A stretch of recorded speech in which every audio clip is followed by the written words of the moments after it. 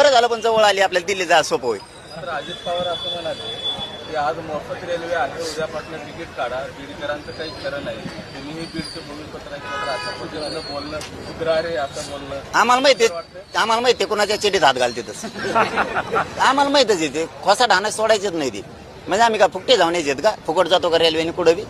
आजचे दिवस फुकट आहे. आणि आम्हाला चांगलं माहिती आहे लाडक्या बहिणीसारखं तुमचं पहिल्या दिवशी फुकटच असतं, दुसऱ्याची इतका खोटा घालीचा. आम्हाला चांगलं माहिती आहे तुम्ही राजकारणी किती नमुने पाहिजे सगळ्या पक्षाची. नुसतं आजी दादाच नाही, सगळेच नमुने सारखे आहेत. लाडक्या बहिणीला नाही का मतदान घेऊन नाही लावलं?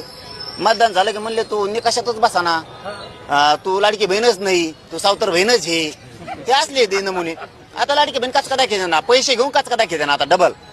नीट कर, यांना नीटच करावं लागतं. हे नादी लावायला एवढे माहीर येते. हे लाडकी बहीण आणते ना, आता काही शेतकऱ्याला मदत द्यायची वेळ आली तर ते देणार नाहीत लवकर. शेतकरी आता इतका भयानक परिस्थितीतून चाललाय, यांना सरसकट मदतीची गरज आहे. घरं गेलेत, जनावरं गेलेत, त्यांच्या शेतातलं सगळा माल होऊन गेलाय.